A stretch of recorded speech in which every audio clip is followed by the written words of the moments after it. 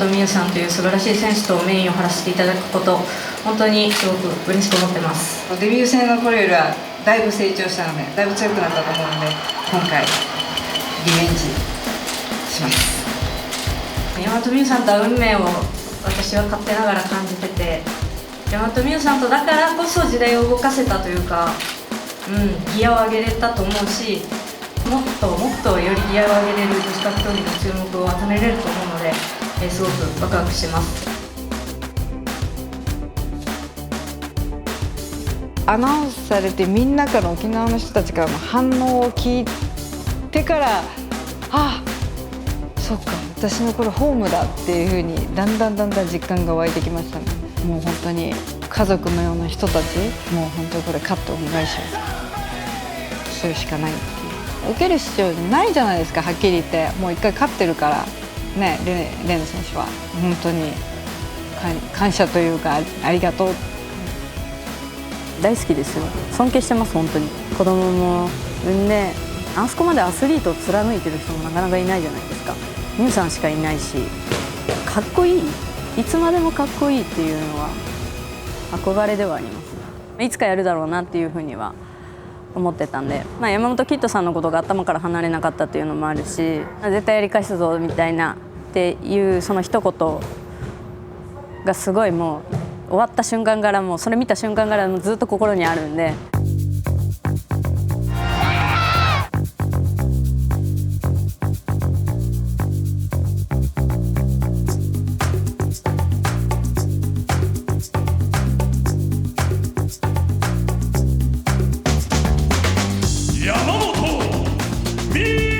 デビュー戦だけど、割と美優さんは自信満々に見えました。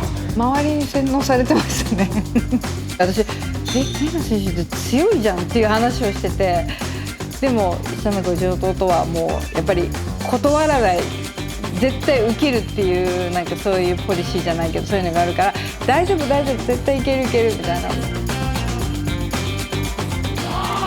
クルできた、山本美優がタックルできた。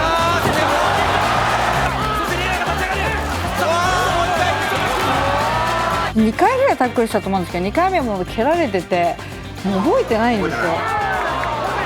ああいうのも全然知らないから、ファーンっていっちゃって、バーンって蹴られてるじゃないですか。あの一発で目飛んだのは分かったんで、気がついたら私なんかこんな頭が下になってて、でオーンって上がったらなんか締められたんですよね。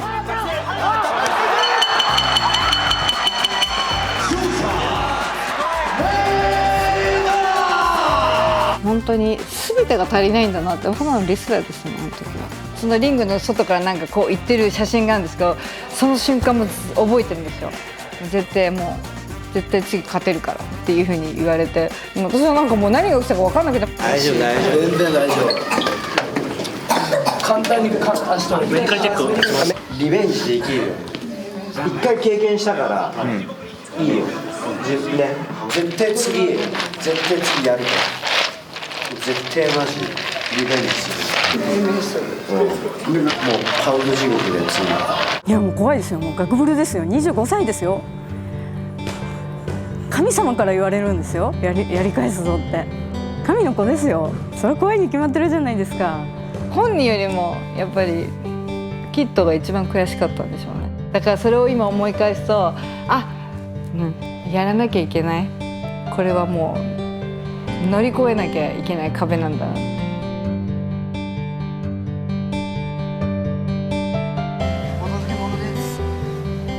大丈夫っていう、いつもそんな感じだったんで、ただお前に足りないのはこれとこれとこれってで、それをしっかりやってないと思うんです。なんか本当にもうぶっ殺すぞぐらい言われててお姉さんなのに私みたいなきっとその選手、私のことを選手としてなんかやっぱどんどん戦って勝っていってほしい、勝ち口つけていってほしいとか、そういう感じだったんで。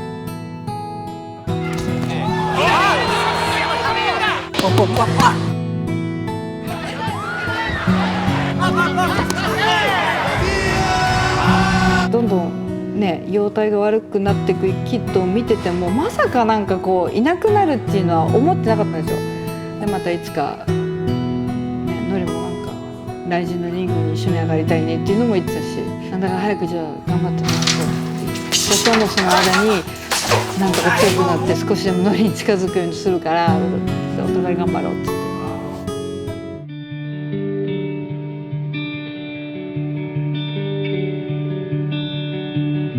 て。やっぱ憧れの人と一緒に、試合に出たかったで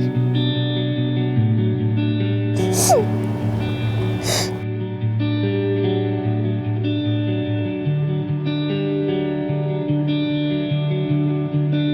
カイルと会ってその MMA のグラウンドとかそういうプレッシャーとか自分が使いこなせてなくところをなんかいろいろ教えてくれて戦い方をちょっとどんどん定めてってくれてる。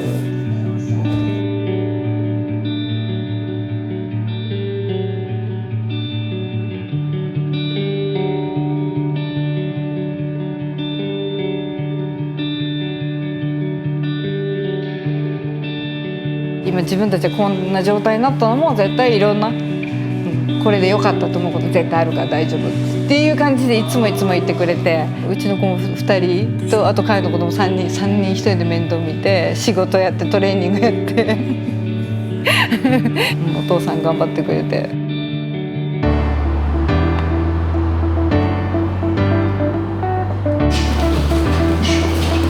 いつも通りトレーニングは欠かさず MMA のその全部のスキルを上げていくっていう毎日。コンディション的には年齢を感じる部分ってありますか？ないですね。今のところバカなんですねきっとね。なんかレスリングやってた頃のあれが抜けなくてやればやるほど自分に自信がついてくる。でもポジションはミュウさんはここは強いですか？もちろんキックは上から上。白州選手がクレイジービに入って一緒に練習するようになってほぼ同じ階級だしで持ってるものが私はレスリングで向こうはストライキングってやっぱ持ってるものが違うからすごくお互い教え合う協力し合う。五木ちゃんも来てて、はい、もう五木ちゃんは寝技のプロですから女子とこんなに練習したのは初めてなので、もう五木ちゃんとパクちゃんと、3人頑張ってます。なんかいろいろ恵まれてはいるんですよねなんだかんだ言って。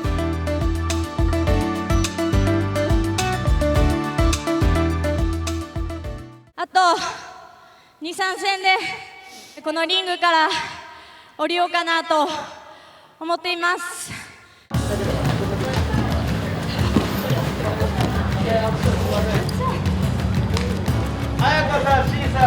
やっぱりコロナで対戦相手がいないっていうのもやっぱ女子ならでは数が少ないので、試合したいなしなきゃなとか思いつつなかなかスイッチが入らなかったっていうのはありますね。その先もどうせないしみたいなちょっとひねくれてた部分もあったと思うんですけど、前回の試合あんまり面白くなかったでしょまだちょっと悩んでた時期なんで行ききれなかったし倒しきれなかったしメンタルが全部出てしまうんです試合に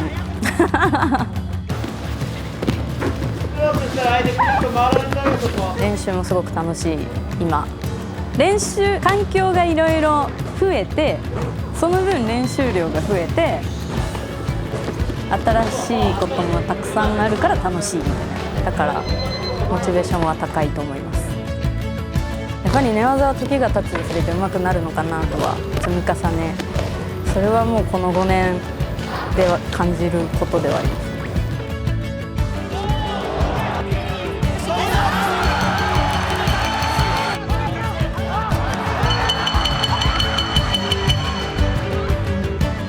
1試合目も2試合目もそんな感じでいったから後苦労したんですけど、舐めたというかやれるっていうか、そうですね、ちょっと思ったかもしれないですね。思ってたと思います。なんとかなるって思ってたらトーナメントの決勝なんともならなかったんで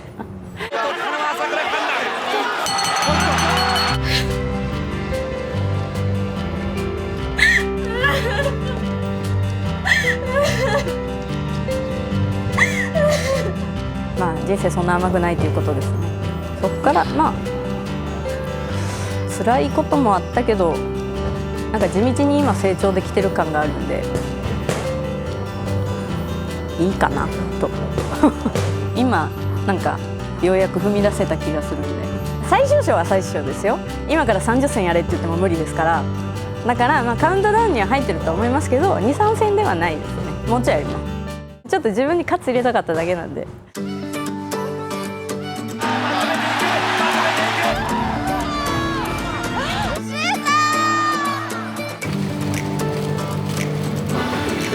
難しいねこれ。結構みんなこれ知らないから。めっちゃ楽しいです、ブレイブ練習も。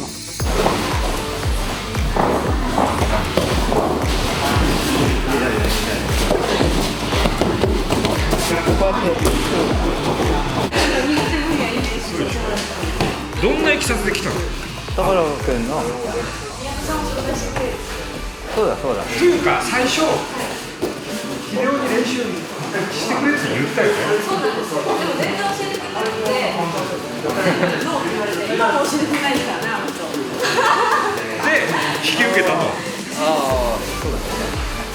確かにね。小野桃香さんには教えてない。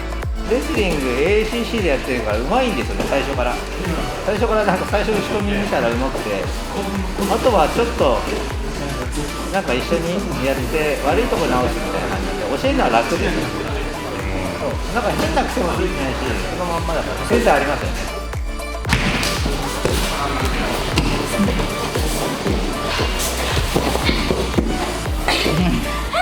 まあ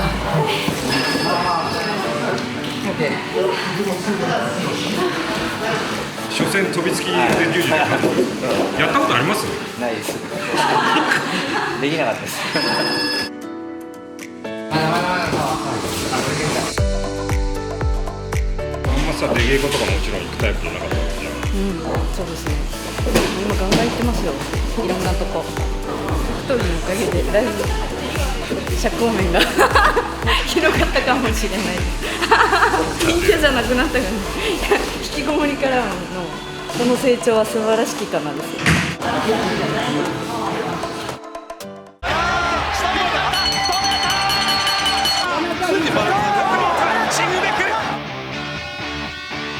この5年間自分が積み上げてきたものをリングの上で出すだけですね。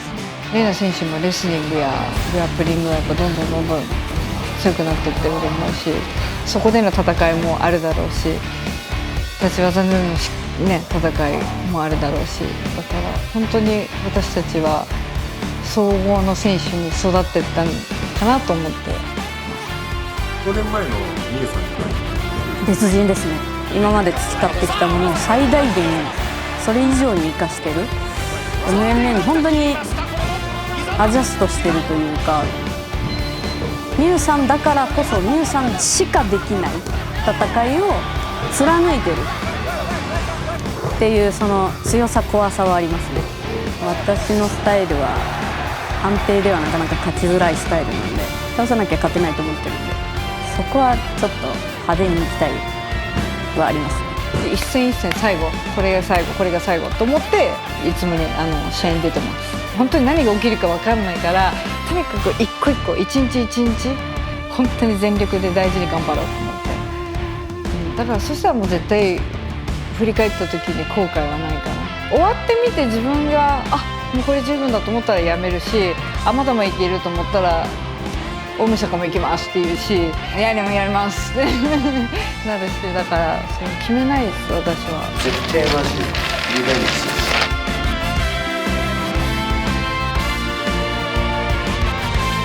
私はそのキッズとの約束を守る。次やったら勝てるっていうのは絶対信じてたと思うので、見せたかったですね。見てるだろうと。そうですね。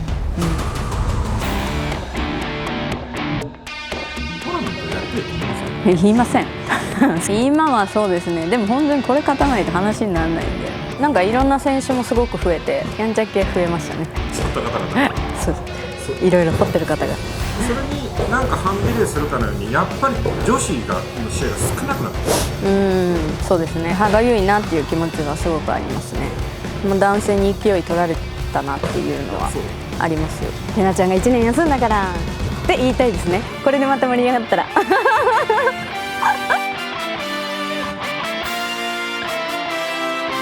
これが私、戻ってきたみたいな、新しく歩くみたいな、倒すしかない、1本取るしかないので、メインを任された以上はそれはやりたいです。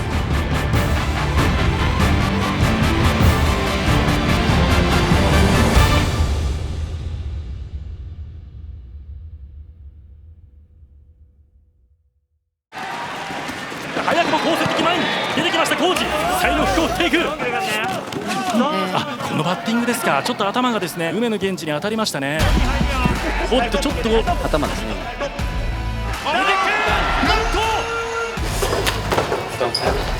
人生うまいこといかんすね。俺はもう負けたら引退ですよ。負けたら終わり。成金ポンコツをつけちゃいます。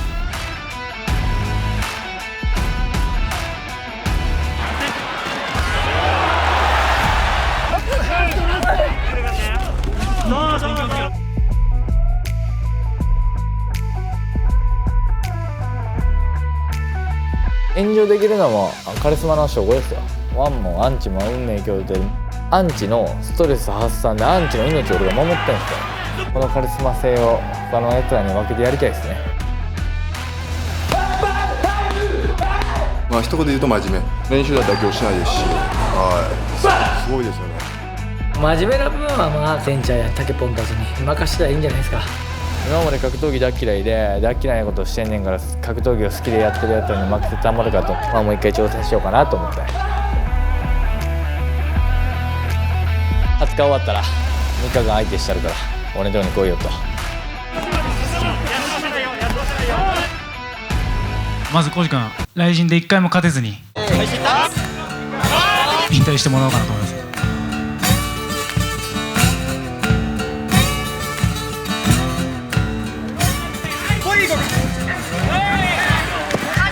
まずフィジカルさが絶対出ると思うんですよ。パンチの威力確実に僕の方が強いと思うんで、まあ見といてください。一発で崩れ落ちるところ見せたいですね。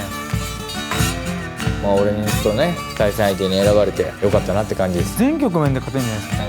俺の復帰っていう大会でしょ。まあ圧倒しますよ。僕の奇跡の KO 出ちゃうから。負けたら引退ですよ。負けたら終わり。美学じゃないですけど、結果出すしかないんでね、そこはストイックに逃げずにいきたいですね。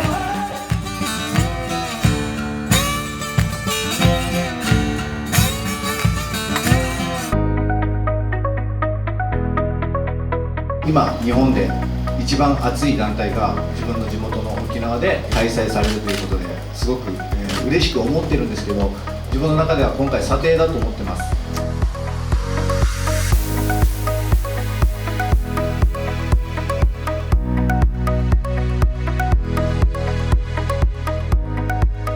20年前僕はデビューしました。パンクラスで、ベルトも3つ取りました。殿堂入りも果たしました。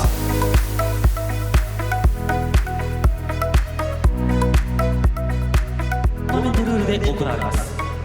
ボディから膝を2番格闘技をしているというとボクシングなのとか具志堅用も知ってるとかっていう風にしか出てこないので、そしてボディから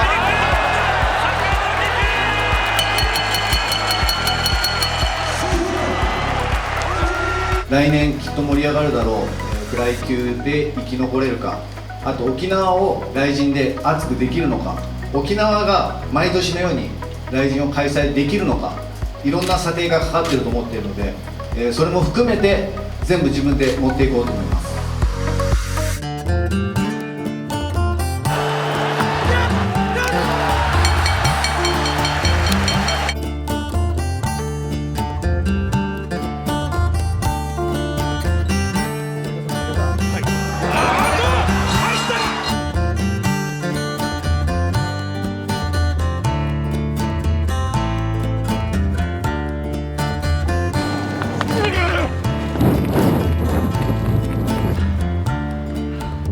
期待感をちゃんと持たす人でありたいっていうか。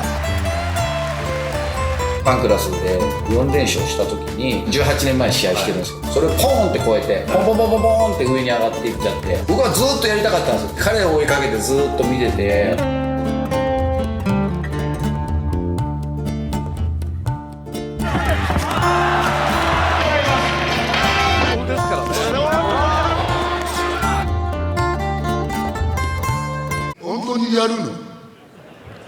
本当にやらないの？皆さんにご迷惑かけましたので、今みそじの旅をしております。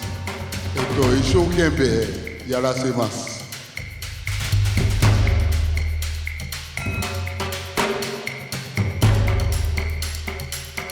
ちっちゃい頃はシマウマと戦ってましたよ。どんな格闘家よりも強かった。その後あけぼの。あけぼのやったっけ？やりましたやりました。しびれアビリもやってましたね。あれはしびれてたね。やばかったよ。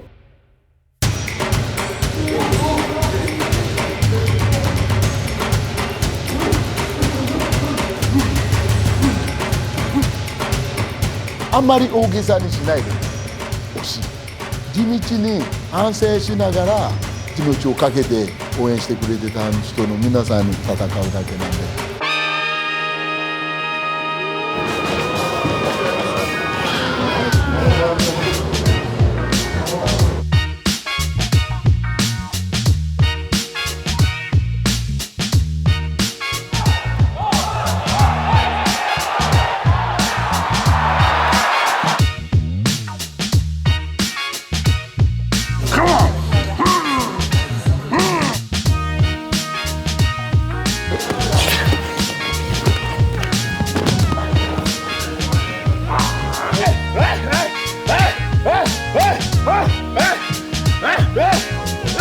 浜崎選手近くで見て心が揺さぶられて、死ぬ場所にしてはいいところすぎるというか、プライド世代なんですよ。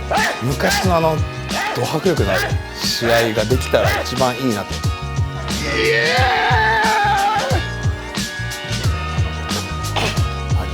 間ですから、ターミネーターじゃないですか。いくらガギバラさんが強い人用意するって言っても、これはやりすぎじゃねえかなと。でもボビオロゴンはリングに上がったらどんなシマウマでもかかってこいや。レスリングのチャンピオンなんです。知らなかったです。もどかしですか、強いって。じゃあボビオロゴン弱いと思ってんのか？俺は弱い相手と戦ったことない。弱い相手とも戦いたいとも思わない。あんまり興奮させないで。私はもう興奮しない訓練してるし、怒らない訓練もしてるし。怒らないようにしてるっておっしゃいましたけど、はい、そういう訓練をしてるっていう。裏は警察みたいなものと関係するんですか？うるせえよ、言うなそれ。それは関係ない。それも踏まえてですよ。沖縄が終わったら埼玉スーパーアリーナで大晦日大会が行われます。沖縄まだ終わってねえのに埼玉の話なんてしてた。埼玉また浦和警察来るじゃん、バカ。埼玉だけ行かねえよ。埼京線には乗りたくない？いや、埼京線は乗ります。